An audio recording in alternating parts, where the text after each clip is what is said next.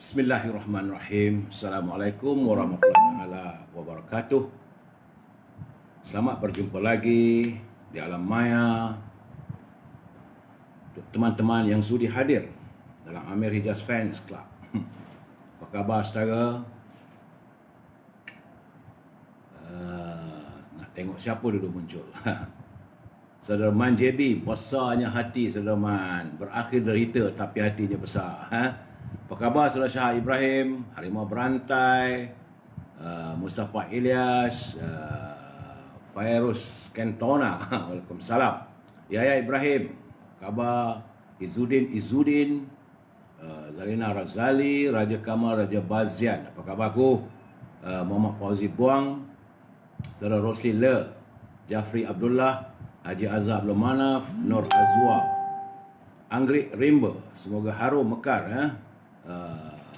Melisat Mael Syaf of Spring. Azlan Yusuf, Muhammad Azmi Ali, apa khabar? Cucu saya ni nak mancul juga ni. Tak apalah, masuk. Okey.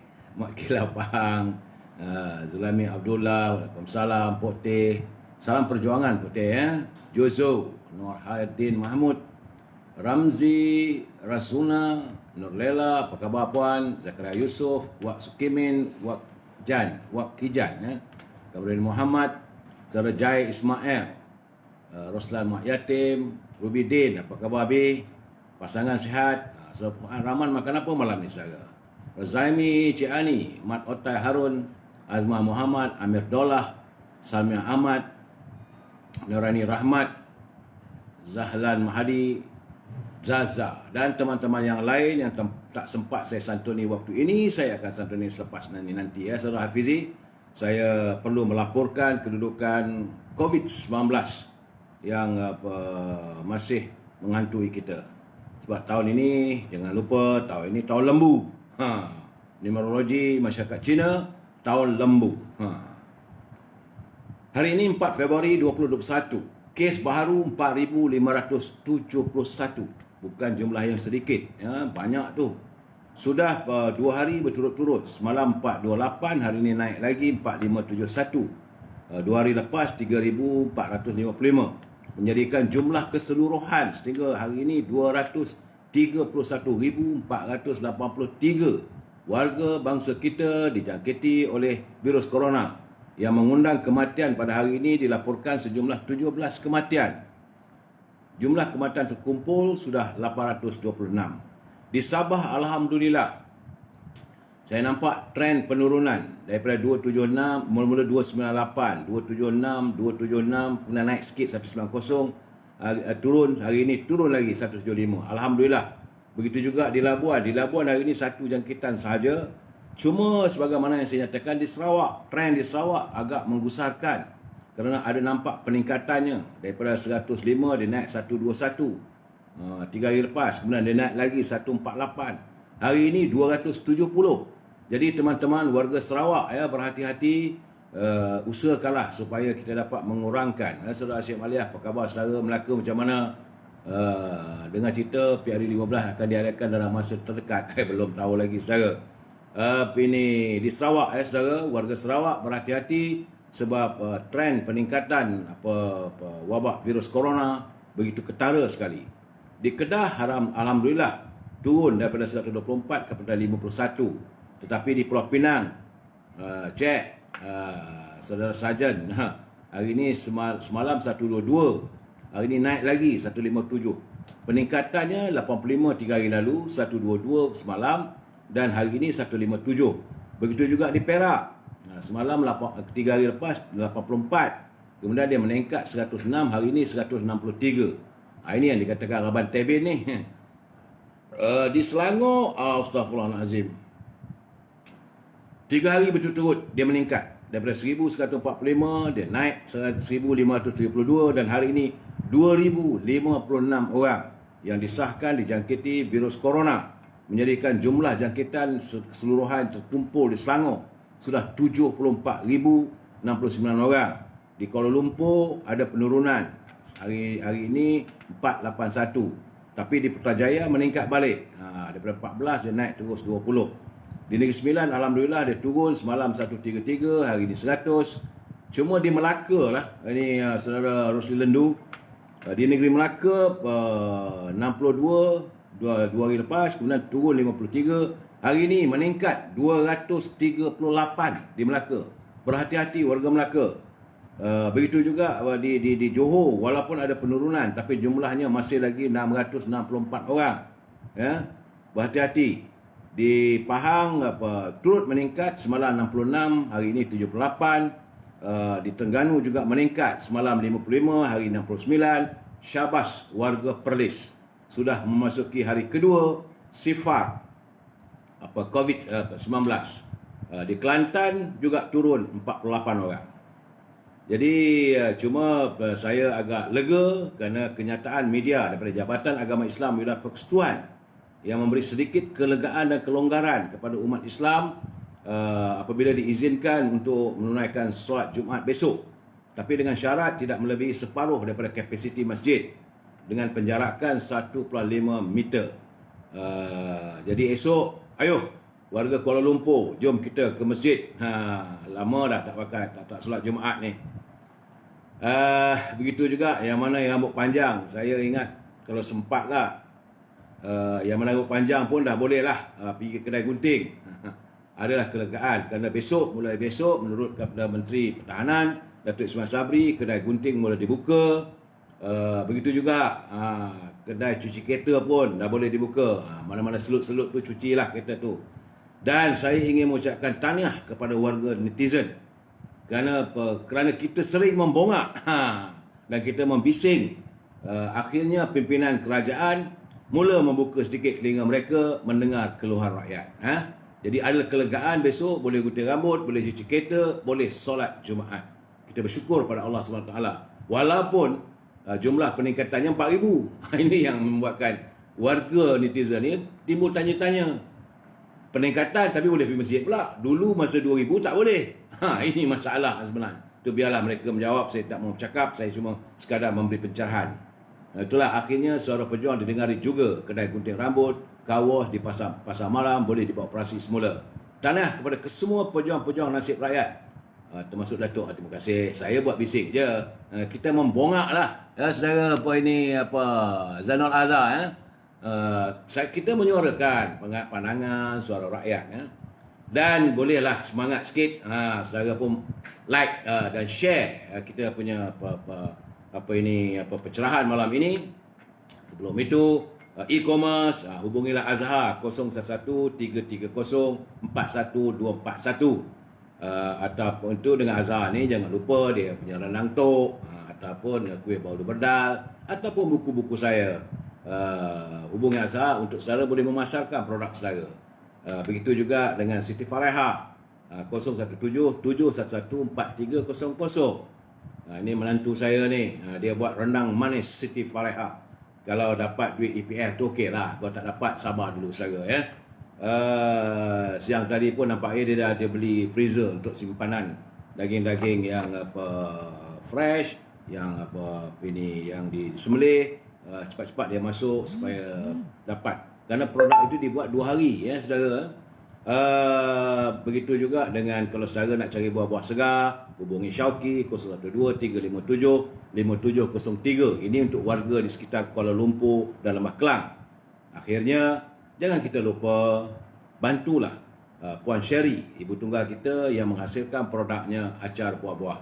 Hubungi beliau 017-714-7362. Saudara, sama-sama kita saling bantu-membantu. Kalau kita ada keperluan ya, untuk membuka selera nak makan, gunakanlah ini acar buah Puan Sherry. Saudara, mengikut baginda Rasulullah SAW, Huzaifah menceritakan bahawa Rasulullah SAW bersabda, beberapa malaikat bertemu dengan ruh seseorang sebelum kalian. Jadi lalu mereka bertanya, apakah kamu pernah berbuat baik? Maka ruh itu menjawab, tidak. Maka berkatalah malaikat itu, cubalah kamu ingat-ingat. Dia menjawab, memang dulunya saya pernah memberi hutang kepada orang lain. Lantas saya perintahkan kepada pembantu saya agar memberikan tangguhan kepada orang yang kesusahan, serta memberikan kelonggaran kepada yang berkecukupan. Jadi baginda lantas melanjutkan, lantas Allah Azza wa Jalla berfirman, berilah kelapangan kepadanya. Ini hadis riwayat Muslim. Status hadisnya hadis sahih. Pengajaran kepada pesabda junjungan itu, orang yang melakukan kebaikan walaupun kecil tetapi tetap akan dihisap dan diberikan jaran oleh Allah SWT. Antara kebaikan yang digerakkan ialah memberikan pinjaman atau memberi hutang kepada orang yang memerlukan. Kerana memberi hutang adalah amalan yang mulia bertujuan untuk meringankan bebanan orang yang dalam kesusahan dan kesempitan hidup. Sesiapa yang menghilangkan atau melapangkan suatu kesusahan seorang mukmin di dunia, maka Allah akan menghilangkan atau melapangkan suatu kesusahan di antara kesusahan-kesusahannya pada hari kiamat nanti. Siapa yang memberikan kemudahan atas orang yang dalam kesulitan, maka Allah akan memberinya kemudahan di dunia dan di akhirat. Ini hadis riwayat Muslim, Abu Daud dan Tirmizi. Jadi saudara, bersamalah kita memastikan agar negara rahmah, ummah sejahtera. Kiriman tadi adalah daripada Pertubuhan Ikram Malaysia Negeri Johor. Terima kasih warga Ikram Negeri Johor. Salam impian moratorium dan kumpulan wang simpanan pekerja. Walaupun masih ada yang dapat, ada yang tak dapat dan sebagainya, saya akan terus mengutarakan persoalan ini untuk, kalau mereka dengar, dengarlah. Kalau mereka tak suka, saya dengar. Kalau mereka tak suka, saya melabun isu moratorium dan kumpulan wang simpanan pekerja ini. Cepat-cepatlah usaikan masalah ini. Okey, tajuk perbincangan kita malam ini adalah sekalung budi seuncang beras. Sekalung budi seuncang beras. Kerja-kerja construction tadi. Kerja-kerja construction di kampung-kampung boleh tak dijalankan? Belum lagi. Belum ada penjelasan lagi. Belum lagi, ya. Saudara, sebelum saya memberi pencerahan, jangan lupa pantun Pak Nazir. Dia pagi-pagi dah hantar kepada saya. Dia kata, Tok, ada lagi untuk 5 hari bekalan pantun untuk saya. War-warkan untuk kita berkongsi bersama. Kata Pak Nazir, Pak anda memburu rusa, petang hari berasa sepi. Pemimpin yang sudah tamak kuasa, harga diri ditolak tepi. Wah, marah Pak Nazir ni. Kalau pemimpin dah tamak kuasa, dia menepikan harga dirinya. Anak landak diperdu sena, adik terbatuk, landak bertebar. Jasa tidak sebanyak mana, di anugerah Datuk senyum melebar. Ini belum memberi ketikan lah. 2 hari lepas, sempena hari wilayah dan sebagainya. Kemudian sahabat saya, Saudara Jamil, dia pun mengirimkan pantun juga. Pantun Saudara Jamil ni penuh dengan sindiran politik. Pisang tanduk sedap rasanya digoreng orang di petang hari. Rakyat bingung, tertanya-tanya, apa kerjanya Bapa Menteri? Umat Islam akan berpuasa, solat tarawih di sana sini. Kamu sedang memegang kuasa, rakyat perlu kamu santuni. Ini boleh berpesan kepada pimpinan. Jadi saudara, itulah ada pantun yang saya terima daripada Saudara Jamil dan juga Pak Nazir. Setakat hari ini masih lagi belum kita dengar isu tentang moratorium. Moratorium wang, bank. Jadi sebab itu saya melihat kiriman daripada Si Najib. Dia kata ada yang bertanya kenapa bank masih belum membenarkan pelanjutan moratorium pinjaman. Apakah kerana kerajaan kata lanjutan moratorium itu terpulang kepada budi bicara bank. Jadi kononnya bank tidak boleh dipaksa. Hebat sekarang ni negara kita ni, saudara. Mereka yang berniaga dengan kita apa semua tu tak terikat dengan sembarang undang-undang atau dekri seorang menteri. Dan dengan galakan itu kata Si Najib, bank-bank pun boleh buatlah suka hati untuk mengambil kesempatan dalam kesempitan supaya orang dalam kesusahan lebih susah lagi pada masa depan. Dah banyak kali dah Dr. Si Najib dan UMNO mempertengahkan isu ini. Dan kedua-dua mereka memberi amaran bahawa bank sedang mengambil kesempatan, tapi kerajaan tidak ambil kisah. Sebab itu pada 5 Disember Dr. Najib dah mengutarakan, 26 Disember Dr. Najib minta supaya moratorium. Beliau dah membidas bank, tapi mereka tak mau ambil tahu nak buat macam mana. Dan akhirnya pada 18 Januari Dr. Si Najib mengkritik tentang permai tidak memberi moratorium secara automatik. Inilah keadaan negara kita dipimpin oleh pemimpin yang tidak langsung menunjukkan keprihatinannya terhadap kesukaran rakyat. Saudara, ini kisah sedih ni. Sebab tadi saya menerima kiriman daripada seorang pelayar daripada Kota Baru, Kelantan. Membuat catatan daripada puan, saya nak sebut nama pun tak tahu. Tapi biarlah saya sebutkan nama sebagai Puan Annie, yang menulis dalam WhatsApp-nya. Dia kata sebelum arwah suaminya, Saudara Afizi, meninggal dunia, arwah sibuk minta mohon keluarkan wang, kumpulan wang simpanan pekerja. Dengan alasan kalau dapatlah wang itu nak buat repair rumah dan bayar hutang. Kemudian dia sanggup telefon kawan dia, minta ambil gambar slip gajinya. Kerana dia nak cuba memohon untuk yang kedua. Sebab yang pertama dalam proses. Jadi mohon yang kedua ni, maka dihantarlah segala dokumen. Tapi sekitar pukul 12 malam, arwah suaminya minta dia mencuba sekali lagi sistem untuk ini permohonan mengeluarkan wang simpanan pekerjanya. Sistem terkendala. Pukul 1 arwah kejutkan saya, kata puan tadi. Suruh cuba lagi, tapi masih terkendala. Ya, sistem dah ramai orang masuk, terkendala. Kemudian arwah menyatakan susah betul lah nak dapatkan duit sendiri, bermacam-macam syarat.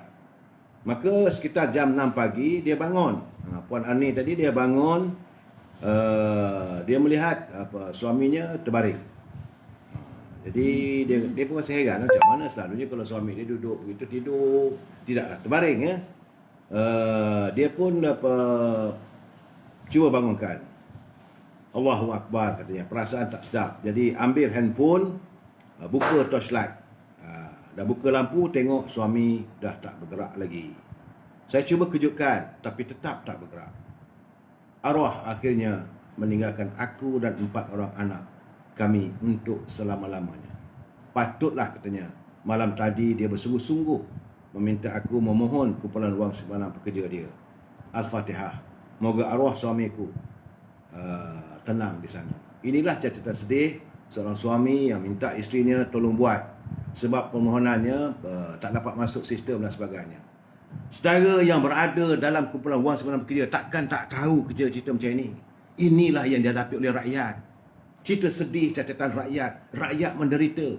Nak tunggu duit simpanan pekerja sampai meninggal dunia. Anak ada 4, isteri tinggal janda. Masih lagi. Di mana letaknya keperhatianan anda sebagai manusia, bukan sebagai pemimpin, sesama manusia? Saya bersimpati bila dengar cerita begini. Meremang bulu rumah saya.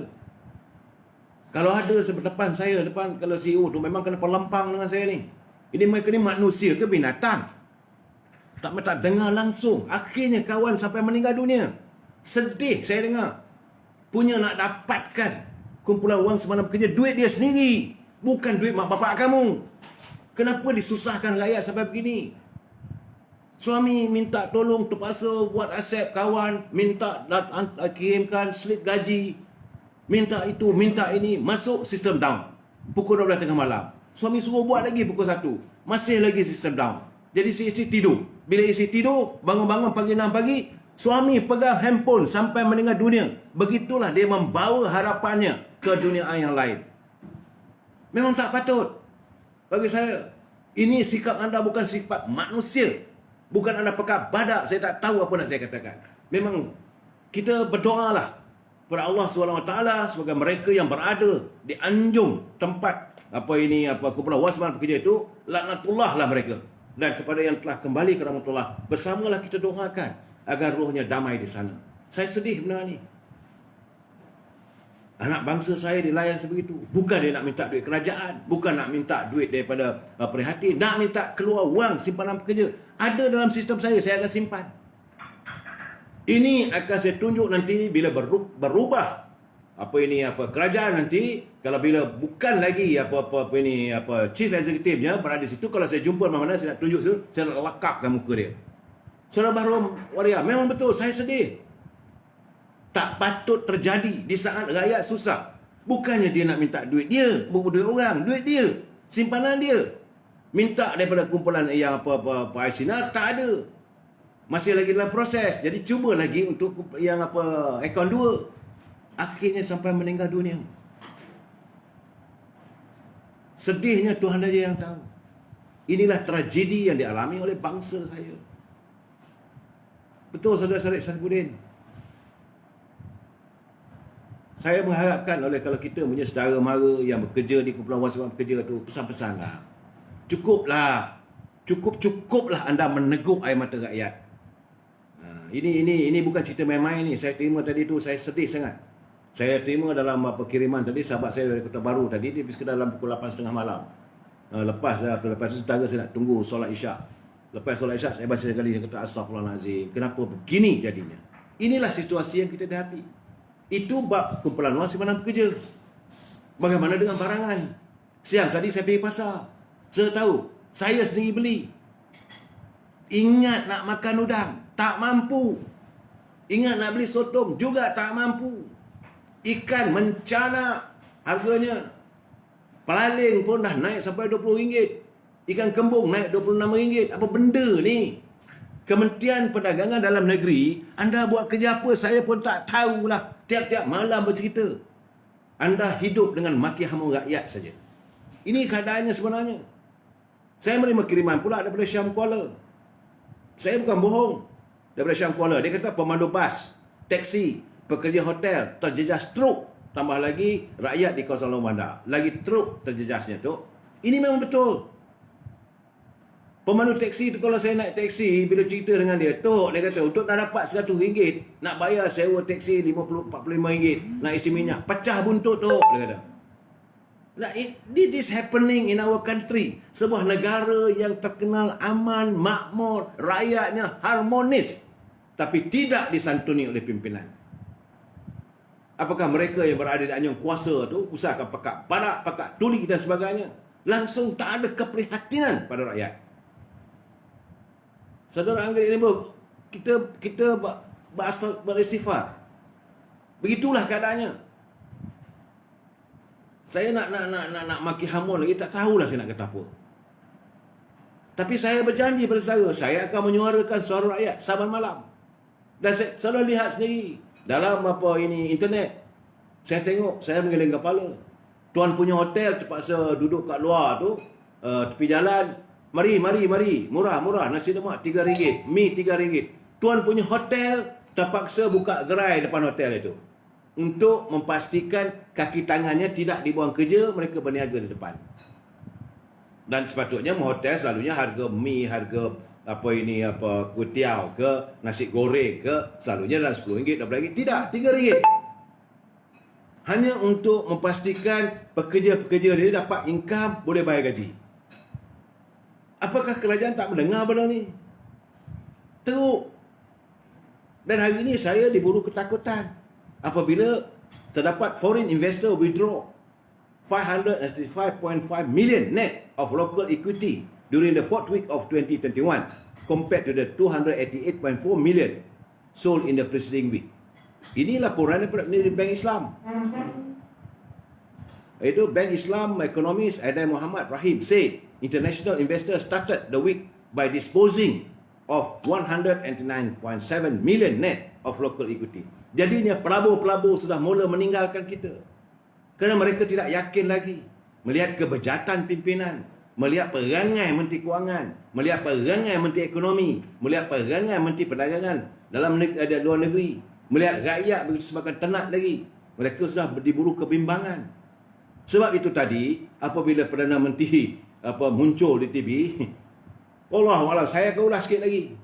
Cuma tadi saudara Rozizan menghantar perkiriman pada saya. Dia kata, salam Datuk, menteri-menteri yang ada dalam kerajaan sekarang ni hanya menunggu masa untuk dihukum oleh rakyat. Saya bersetuju dengan pandangan saudara Rozizan. Semalam saya tak sempat santun, tapi bila saya santuni selepas saya berbincang semalam, saya tengok dia kata rakyat sekarang ni sedang menunggu untuk menghukum setiap menteri yang ada di anjung kuasa di Seri Perdana. Kemudian saudara Pipin Zack, Jackie, dia kata, saya nak tanya, darurat yang PM usulkan ni sah ke di sisi perlembagaan? Sedangkan ketika usul, PM mengalami kekurangan majoriti. Sedangkan usul darurat memerlukan 2/3 majoriti dari Parlimen dan diperkenan yang di Perdana Agong. agak tu beri pencerahan. Yang ni saya perlu memberi pencerahan. Selepas biarlah saya tinggalkan kemarahan saya, kebencian saya pada warga yang ada ini CEO pembuat dasar dalam Kumpulan Wan Sekualang Pekerja, saya perlu memberi pencerahan kepada saudara. Saudara pimpin Zek, sebenarnya darurat yang diisytiharkan oleh Duli Yang Maha Mulia Yang Tuan Agong itu sah. Itu sah. Itu kuasa mutlak bagi dia. Jangan siapa mencabar. Tentang apa ini, sedangkan dia kata ketika usul PM ini mengalami kekurangan majoriti, juga kita tak boleh nak buktikan. Semalam saya dah bagi pencerahan kerana Parlimen tidak bersidang.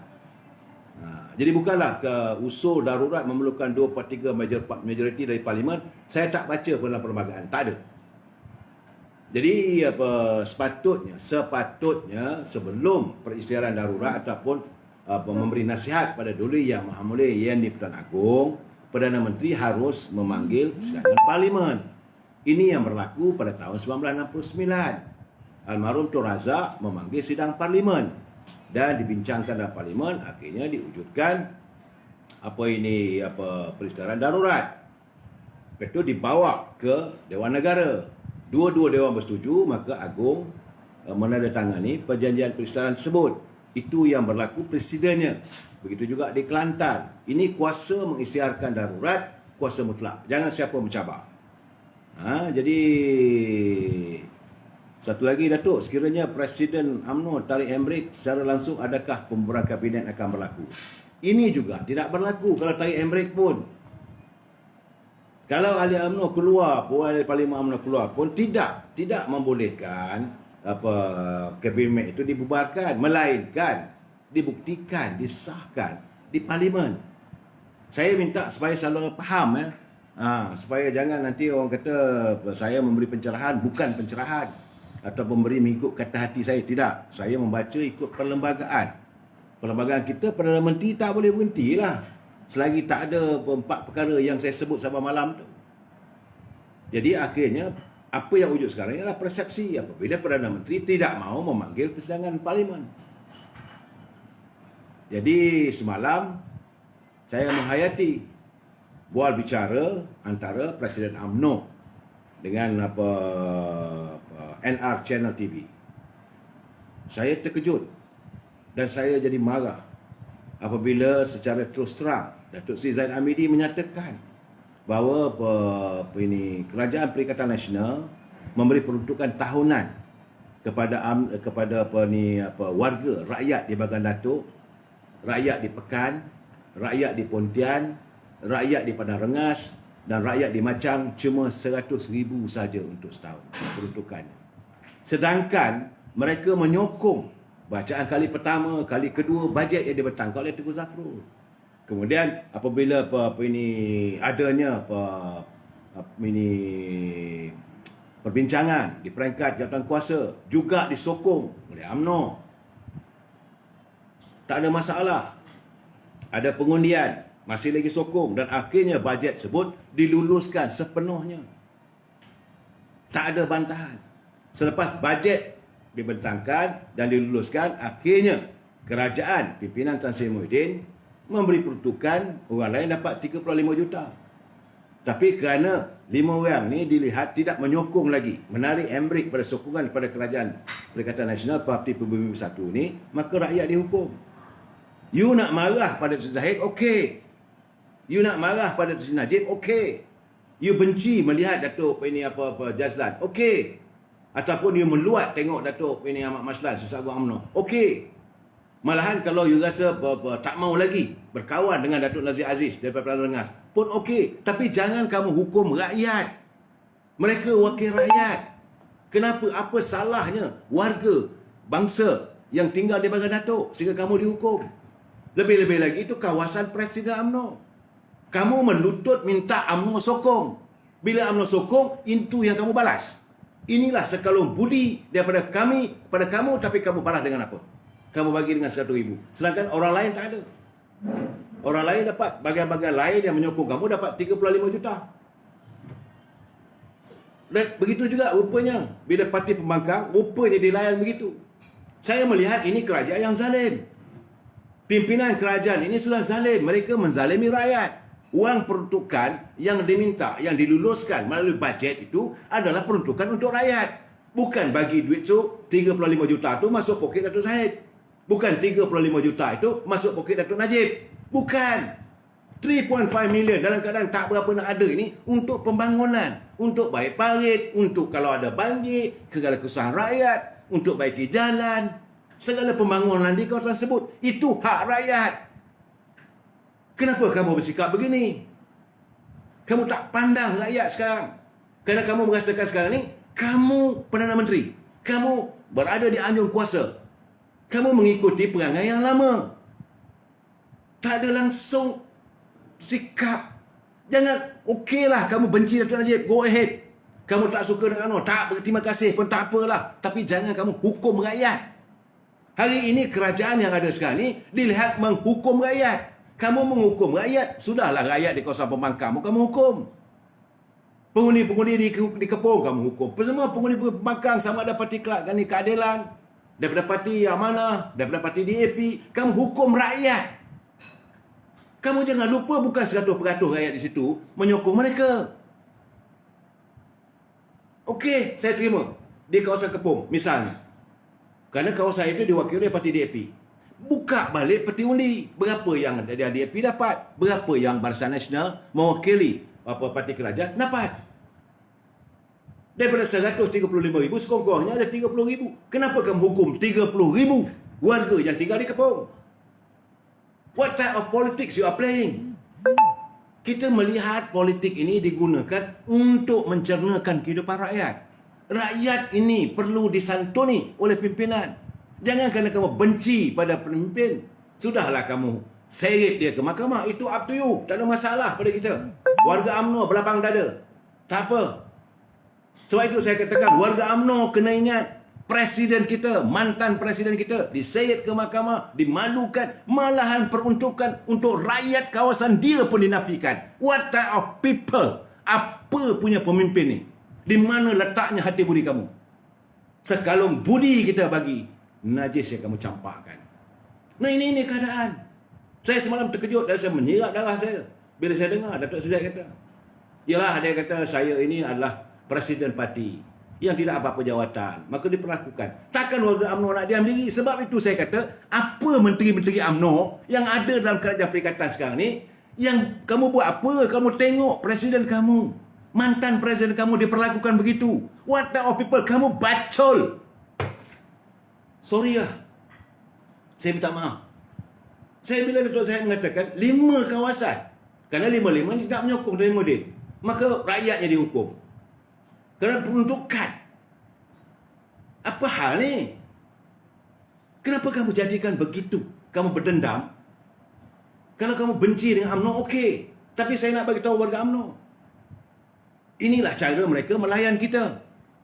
Cuma saya hairan menteri-menteri UMNO yang ada dalam kerajaan. Ahli-ahli parlimen. High time untuk tarik diri.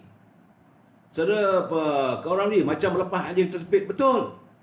Waktu kamu terkial-kial, kamu ada 6 kursi je waktu itu. UMNO datang dengan berlapang dada, memberi sokongan yang begitu tinggi dan begitu pengharapan bahawa kita merasakan okeylah, legalah. Pakatan Harapan dah tak ada. Dengan berlapang dada, UMNO tak tuntut apa-apa tu, up to you lah.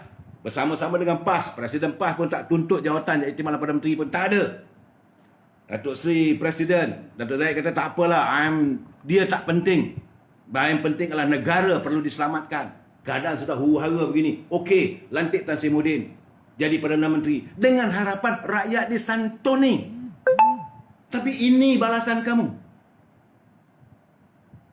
Akhirnya apa saya katakan? Perusahaan hari wilayah, maka dapatlah rakyat sekap bebas.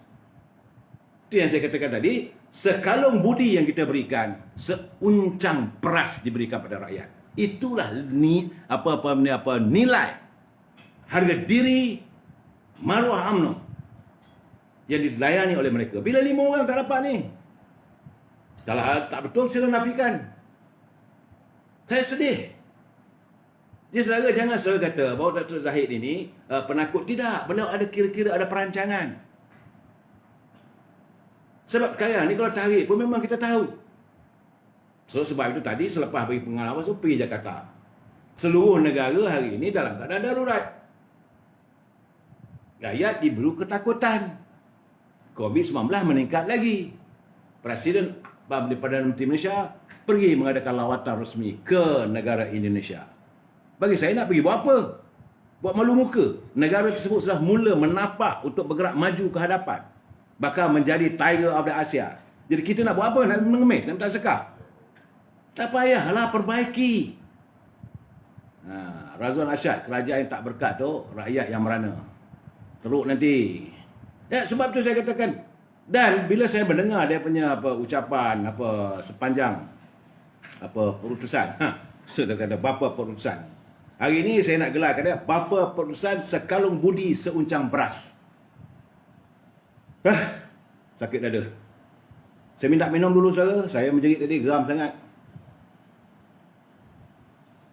Saudara Syamir Ramli, Menteri UMNO penakut, gila kuasa, menyesal akundi mereka. Syamir Ramli. Itulah sepatutnya. Tapi tak mengapa. Saya mengharapkan Presiden UMNO tahu mereka-mereka ini. Soalnya sekarang ni, macam saya tekankan tadi, bahawa kita menuntut, UMNO minta, pertama sekali, Keperluan Semalam Kerja. Bagilah 10,000 tu secara tuntas one off. Tak terlaksana. Artinya UMNO ni, mereka mengatakan, menyalaklah kamu bagai anjing menyalak bukit. Itu dia punya gambarannya. Kemudian, Datuk Seri Najib melontarkan lagi, kalau boleh, hendakkan moratorium untuk rakyat. Kau menyalaklah kau. Now I'm in power. Who are you? Nak ajar-ajar aku. Itulah gambarannya. Tak dapat apa-apa. Dan sekarang, aku ada duit. Bajet dah lulus. Peruntukan untuk pembangunan dan sebagainya, 350 bilion. Ambillah 1,000 untuk rakyat kamu. Apa matlamatnya tu? Itu cara dia nak tunjuk balas budi mereka kepada pemimpin kita supaya rakyat yang menderita. Ini tak dapat tanduk, telinga dipulas. Ini sikap orang yang bagi saya tidak pernah mengenang budi. Saya tak mau mengulangkan kata-kata yang lebih kesat daripada itu lagi. Faizul Ijun, rasuah kuat, tak usah ceritalah. Kamu bagi peruntukan sana, buat projek itu bilion, buat projek ini bilion. Tapi untuk pembangunan rakyat, untuk 5 kawasan ini, apa salah, apa dosa rakyat Macang? Sebab itu saudara, rakyat warga Macang, warga Padang Rengas, warga Bagan Datuk, warga Pekan dan juga warga Pontian, enough is enough with this type of government. Bila sampai musim pilihan raya, kita beri tegur. Kalau boleh, siapa yang mereka calonkan untuk menentang, kita bagi mereka tergodek top betul-betul kali ini. Dan mana-mana Menteri UMNO yang tidak terpilih, dia nak bertanding atas tiket PBM, up to you. Kita tak mau lagi. Kita kukuhkan barisan kita. Kita bersama dengan pimpinan. Siapa yang dicalonkan, itulah calon kita sebab kita mahu melakukan pembaharuan. Saya berkeyakinan, dengan perangai yang dibuat begini, Allah akan melaknati mereka. Kalau ini berlaku, mereka confirm akan kalah. Sebab itu saya berkeyakinan mereka akan kalah. Ni mana dia ni? Saudara mana ni? Warga Port Dickson, warga Port Dickson saya tak tahu. Itu bukan kawasan kita. Warga Port Dickson, Kashilek, Pocik. Rasulullah Wajid, 5 parlimen tarik diri lah. Memang dah jelas. Cuma mereka tak mengumumkan. Dalam pemimpin UMNO pun rebut kuasa juga. Masing-masing nak jadi PM. Macam mana tu? Saudara Ramli Karim. Inilah perangainya. Mereka inilah yang menjahanamkan parti. Mereka merasakan mereka punya wang. Dah sedap duduk sebagai menteri. Hari ini jadi menteri. Mana aku ada charge jadi Perdana Menteri. Another step that I can be the next Prime Minister. Rakyat tak pandang lah kamu kalau begini tindakan kamu. Parti pun kamu tak boleh bela. Sepatutnya mereka merapatkan saf. Ini tidak. Saya sebab itu saya marah. Biarlah orang lain. Saya tak usik lah. Parlimen, ahli-ahli parlimen daripada PAS ke, ahli-ahli parlimen daripada PBM ke, ahli-ahli parlimen yang melompat apa semua itu, pergilah. Yang saya bercakap sekarang ni sejumlah 41 orang. 42 ahli parlimen yang mewakili UMNO Barisan Nasional. Di mana anda di saat pimpinan utama kawasan Presiden UMNO diperlakukan sebegitu? Rakyat bagai dihukum, hanya diberi peruntukan sejumlah 100,000 saja. Sedangkan kamu, kos untuk Perdana Menteri pergi ke Jakarta bukan 100,000, brother. Juta, naik private jet, duduk di hotel 5 bintang. Pergi itu bukan seorang, mesti ada entourage-nya, bersama isteri. Pergilah. Saya dalam keadaan begini, saya rasa lagi lama mereka berada, lagi menyerap darah rakyat. Gelandangan masih bertambah. Semalam saya katakan bahawa dengan tidak adanya sistem moratorium, mungkin mereka akan diusirkan keluar. Ada mesti KJ follow siapa tu? Dia enjoy dengan apa sekarang ni, dia sebagai apa? Sebagai menteri yang bertanggungjawab untuk menyucuk orang. Sesuai lah tu. Wekin. Nana Momo. Kemudian pergi main golf kot. Saya tak tahu nak main golf kat sini tak boleh. Saya tidak mahu membuat andaian. Sebab itu bila Perdana Menteri, saya tengok begitu, saya kadang ketawa juga. Tadi Perdana Menteri menghantar mesej. Ada kawan saya menghantar mesej sewaktu Perdana Menteri membuat keputusannya. Dia kata antara mesej katanya dalam keputusan Perdana Menteri ini adalah tu, satu, ucapan selamat tahun baru Cina, kongsi pacai. Kedua, bantuan prihatin limau mandarin satu kotak. Kedua, SOP tarian singa, seorang saja yang tukang bawa kepala singa aja atau kepala naga. Dan pemuzik 2 orang, drum dengan keceng. Keempat, tutorial macam mana main mercun menggunakan media sosial. Dan kelima, diakhiri dengan doa dalam bahasa Mandarin. Ini yang dihantar kepada saya, mereka membuat jenaka. Akhirnya Perdana Menteri buat keputusan orang buat jenaka. Hantar lagi kat saya, selain ada PKP, Perintah Kawalan Pergerakan, ada pula PKB. PKPB, Perintah Kawalan Pergerakan Bersasar. Kemudian ada PKK, itu Perintah Kawalan Kluster dan sebagainya. Dan juga ada PKPM. Saya kata apa dia PKPM? Peruntukan Khas Perdana Menteri. Hampir. Ini keadaan sekarang, saudara. Rakyat membuat pelbagai lelucon terhadap Perdana Menteri. So, saya katakan Perdana Menteri seuncang beras sekampit harapan. Seuncang beras sekampit harapan. Dia ingat dengan bagi seuncang beras, okey, maka dia akan mendapat harapan, rakyat akan menyokong dia. No way. Saya kena lihatnya daripada perutusan tadi, saya tak nampak tak ada pengumuman apa-apa yang penting. Tapi hari ini adalah kali yang ke-39 rekod boleh masuk Guinness World of Records. Sebagai Perdana Menteri dengan kaya yang rajin memberi perutusan. Tapi nak jumpa dengan media apa semua, wartawan tak beranilah. Perutusan. Dah 39 kali sejak dia menjadi Perdana Menteri. Rekod. Hebat. Lain tak tahulah. Saya melihat intipati apa perutusan Perdana Menteri tadi. Dia kata kaedah terbaik pada masa ini ialah benarkan sektor ekonomi terus beroperasi. Pada masa sama laksanakan SOP yang ketat. Kita pun tak faham. Berartinya kilang-kilang masih nak dibuka. Tapi pasukan petugas khas, pemantauan dan penguatkuasa PKP dianggoti pelbagai agensi kementerian ditubuh untuk pantau. Buatlah.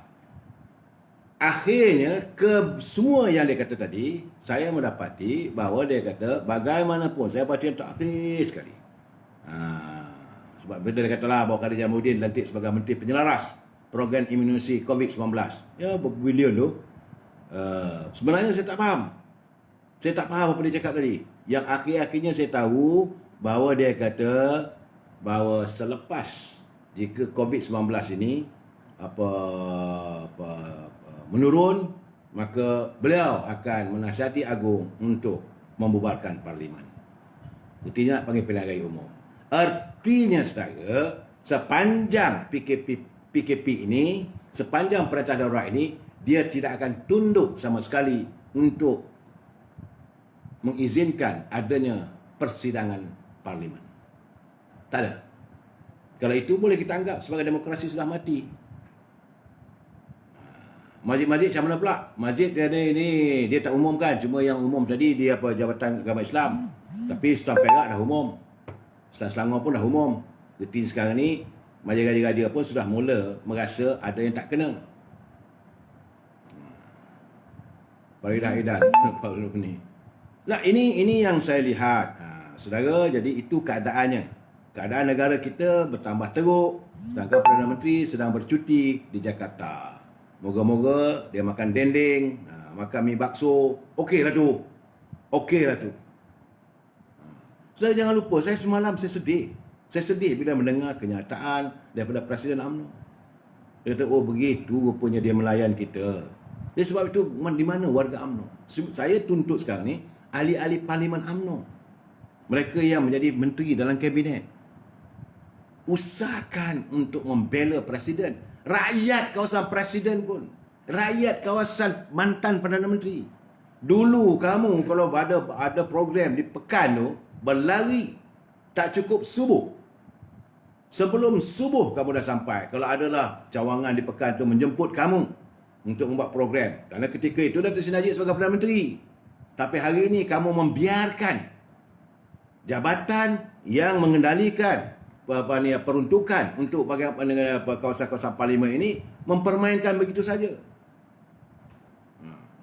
Ini saya tuntut menteri-menteri kabinet yang daripada UMNO.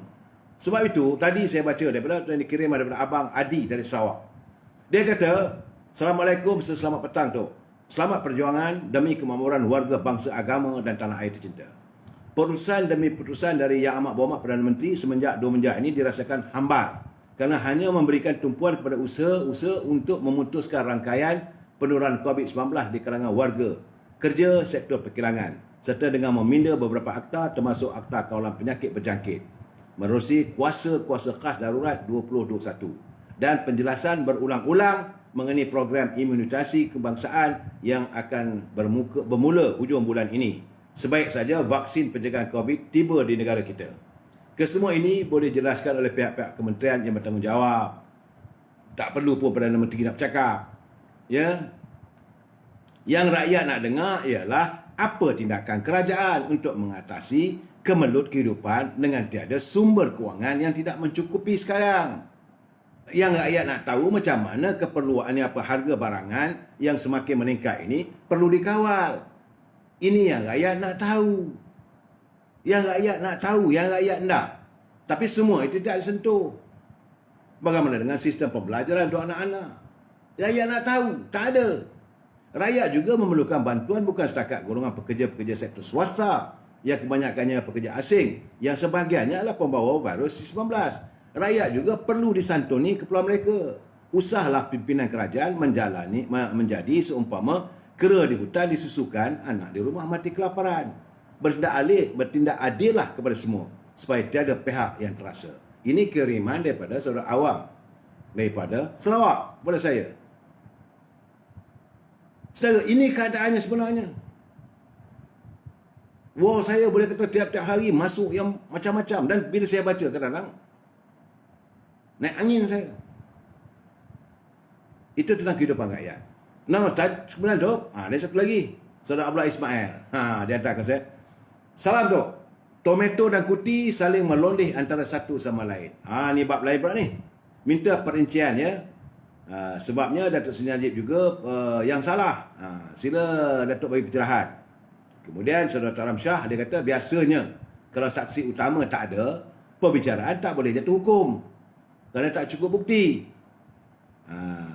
Jadi saya melihat apa yang berlaku sekarang menerusi buku. Saya tak baca pun, saya baca go through. Saya difahamkan melalui buku tersebut, pendakwa raya yang dilantik oleh Tommy Thomas adalah mantan hakim Sri Ram yang juga merupakan peguam bela bebas. Dia bukan kerajaan. Cuma agak memeranjatkan saya bila terdedah bahawa Sri Ram turut diberikan pejabat di Suruhanjaya pencegahan rasuah waktu pengendalian kes Datuk Seri Najib. Jadi ini yang saya katakan, sistem rule of law ni tidak, sistem separation of power tidak terlaksana. Sepatutnya pihak pendakwa raya dia dapat fakta itu daripada ini SPRM. Jadi berdasarkan undang-undang dia akan memimpin mahkamah. Kemudian barulah peguam bela dari pihak Datuk Seri Najib ni akan berhujah. Barulah mahkamah dapat membuat keputusan dengan baik. Tapi ini tidak. Hari ini bercara ada mana mungkin boleh. Ini menimbulkan persepsi buruk pada rakyat bahawa adanya campur tangan politik dalam sistem judiciary. Kerana itu sudah tiba masanya kita harus merubah. Yang ini saya rasa saya nak sentuh malam esok. Saya nak cari lagi bahan. Kerana buku My Story Justice in the Wilderness ni banyak rupanya cerita-cerita yang kita tak tahu terdedah. Baru-barulah kita tahu bahawa kerajaan pimpinan Tun Dr. Mahathir dalam tempoh 22 bulan itu penuh dengan segala masalah komplotan. Dan ini diteruskan juga dalam era ini Datuk Seri Tan Sri Muhyiddin. Sebab itu saya mengatakan sekarang ini adalah satu kesilapan besar. Satu kesilapan besar yang dilakukan oleh Datuk Seri Zahid Hamidi bersama dengan ahli-ahli UMNO kerana menyokong Tan Sri Muhyiddin sebagai Perdana Menteri. But this is the price you have to pay. Sebab itu saya katakan beliau ada saham menjadikan Tan Sri Muhyiddin sebagai Perdana Menteri.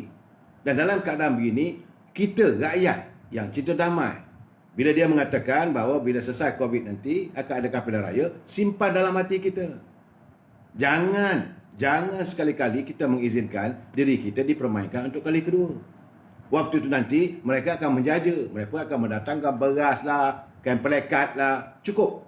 Budaya politik seuncang beras nombor dalam warga bangsa kita yang mendatang ini. Tak perlu lagi dah.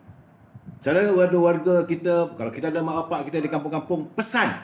Kita pesan dengan keluarga kita di desa-desa bahawa kami anak perantau, kami melihat, sebab kami yang duduk di kota raya seperti Kuala Lumpur, di Petaling Jaya, duduk di Shah Alam ataupun di Johor Bahru, di Pulau Pinang. Warga kota apabila dia susah, memang dia susah betul-betul.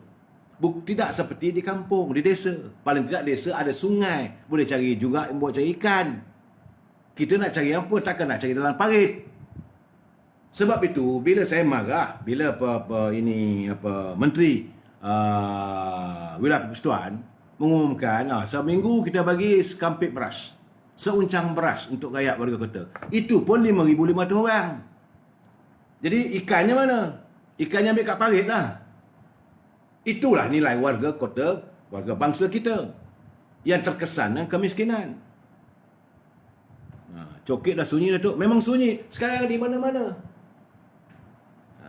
So, siapa kata Datuk Zahid Hamidi bersekongkol? Beliau tidak bersekongkol. Saya kata beliau mempunyai saham dalam masalah ini. Dan ini perlu diperbetulkan. Nah, buat macam mana Datuk? Budaya sekampit beras tu UMNO yang ajar dulu. Saya Ridwan, memang saya bersetuju yang saya tidak nafikan. Itu benar. Tetapi rakyat hari ini sudah celik. Sebab itu saya akan memberi pencerahan sabar malam. Apakah nilai kita nilai seuncang beras? Apakah kita warga yang harus terus bergelar sebagai seorang pengemis? Enough is enough. Cukup. Acai benar, kami benci pihak. Saudara beli dari mana? Puluh ribu sebulan tu. Memang betul lah, 10,000 sebulan. Peduli apa sama maruah? Kerana dah tak ada di pinggang MP UMNO. Diganti dengan cangkul-cangkul pun cangkul lah. Meniaga MP lagi untung. Abdul Jalil Makno. Cangkul pun cangkul lah. Dia kata dia berniaga member parlimen itu lebih untung daripada meniaga emas ataupun meniaga unta. Ini keadaan saya. Tapi amarah saya masih lagi saya tak boleh simpan. Saya merasakan tidak sepatutnya warga bangsa kita dilayan sebegitu rupa. Satu tindakan yang menzalimi rakyat. Saudara Tan Sri Perdana Menteri boleh benci dengan Tun Najib, tak mengapa. Walaupun beliau pernah jadi timbalan Perdana Menteri dulu. Bencilah, tak mengapa. Tidak mahu melihat wajah Datuk Zahid Hamidi, tak mengapa. Tapi jangan dizalimi rakyat. Ini yang saya katakan, jangan dizalimi rakyat. Kerana kalau anda berterusan begini, rakyat akan bangkit. Kalau rakyat akan bangkit nanti, anda tahu rakyat akan mengajar. Suara rakyat adalah kuasa keramat. Saya belum tahu lagi dapatan saya berhubung dengan mereka yang tinggal di kawasan ini, wakil Parlimen Pembangkang. Yang ini saya melihat bahawa kita sudah kembali dalam keadaan bermain politik yang cukup tidak bertamadun. Kita ingatkan kehadiran dunia tanpa sebadan. Kita dapat melihat bagaimana negara-negara luar mereka mengadakan persidangan parlimen, berbincang dengan baik, rakyatnya dibangunkan negara itu untuk kepentingan rakyat, pimpinannya begitu bermaruah, mempunyai integriti, tidak terdapat lagi di bumi tercinta ini. Pada saudara, malam esok kita bincang lagi. Wabillahi taufiq wa hidayah. Assalamualaikum warahmatullahi wabarakatuh. Kita jumpa lagi malam esok. Sekian, terima kasih.